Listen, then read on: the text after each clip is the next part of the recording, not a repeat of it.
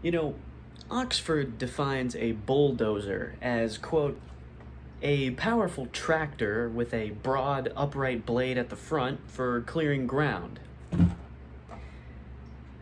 But just what is a killdozer? In 1992, a man named Marvin Heemeyer purchased 2 acres of land from the Resolution Trust Corp. For $42,000 in the town of Granby, Colorado.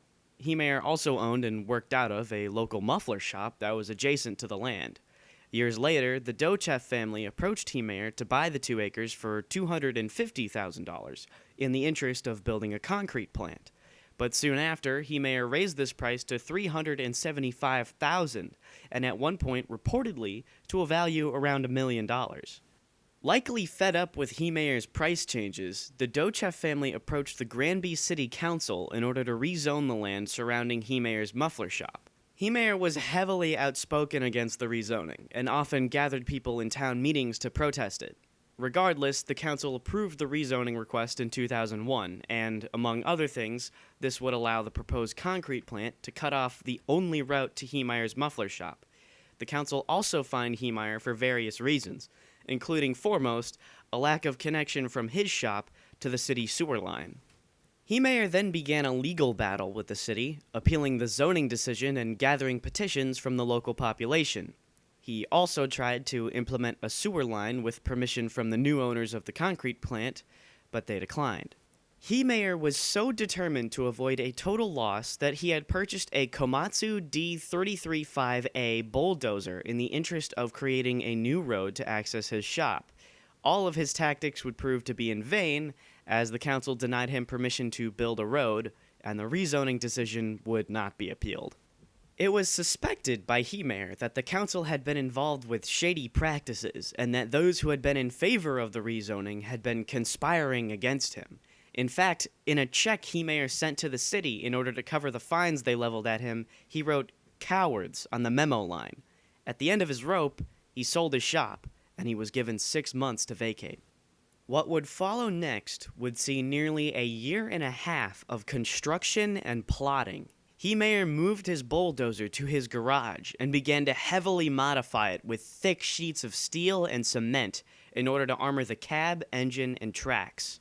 He made ports that led out of the cab where he could mount and aim several firearms, and created a video setup on the inside where he would monitor feeds from cameras mounted on the front and back of the machine, as there was no visibility from the armored interior. There was ample food and water stashed inside, as well as air tanks to provide circulation. Friends of Heemeyer likely suspected nothing, as even though he was still outspoken against the council, he kept plans of his machine a secret. On one occasion, inspectors of the garage he was using had asked about it, and he had told them he was making the engine more efficient, a complete lie, yet it worked to his benefit and barely any more came of it.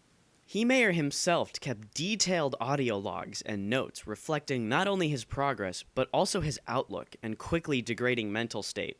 Heemeyer would rant about the evils of the city council and the, quote, good old boys club that ran the town, and soon came to believe that there was some sort of divine intent behind his actions. He would talk as though every experience involving the dozer and how nobody had come to suspect anything contributed to his belief that he wasn't supposed to get caught, and that his revenge was a natural outcome from his harassment by the powers that be. He stated his intent of showing what they did was wrong, and explicitly wrote that, quote, he was always willing to be reasonable until he had to be unreasonable. Sometimes reasonable men must do unreasonable things. Now, no matter how you may look at it, it was obvious that Marvin Heemeyer had become increasingly delusional, and soon his plans for revenge would be realized. The Killdozer Incident. The scene looked like moments ago. This is a tape. This is when we first arrived on scene, and it looked At like around 3 p.m. on June 4th, 2004, Heemeyer's Killdozer smashed through the Mountain Park concrete plant. What followed was 2 hours and 7 minutes of a rampage against the city of Granby, Colorado. After destroying the concrete plant, the dozer destroyed multiple businesses, a hardware store, the office of a local newspaper that editorialized against him, the town library, and the town hall. In total, 13 buildings were damaged, a plethora of vehicles, and part of a utility service center. Even though there was no damage to citizens or law enforcement, Heemeyer placed many in direct danger as he attacked buildings that were occupied, fired 15 shots from his cab, and at some points drove in the direction of state law enforcement. Heemeyer also fired at power transformers and industrial propane tanks, as well as generally at individuals who came close to the dozer.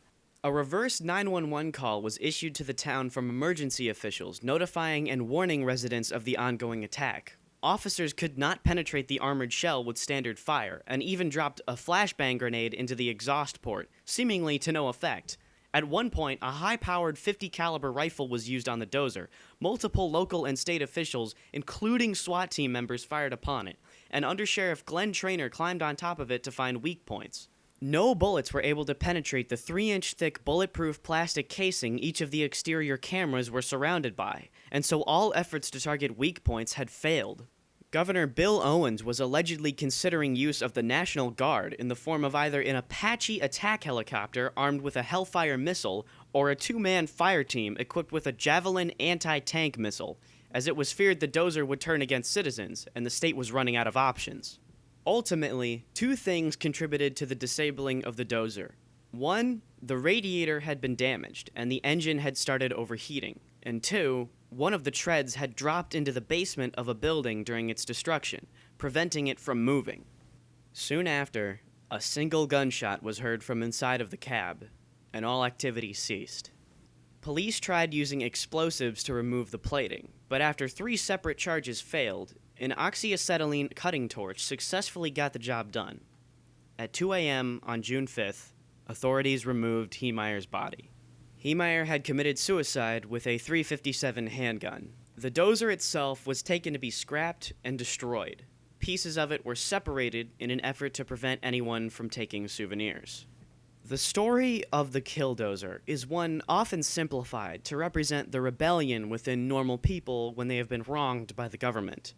There are those that defend Marvin Heemeyer as an icon of a sort of vigilante justice, but it's important to see just how delusional he had become. Marvin Heemeyer was no hero, and the actions he took put many innocent lives at risk, all for the sake of a personal vendetta. Overall, the Killdozer Incident can be seen as a cautionary tale, to remember what can happen when ordinary citizens are made to feel as if they are helpless, and to what lengths we may go to in order to feel some sort of control in our lives. It's a takeaway about the human condition, and that no matter how powerless you feel, revenge is often a path that ends in tragedy.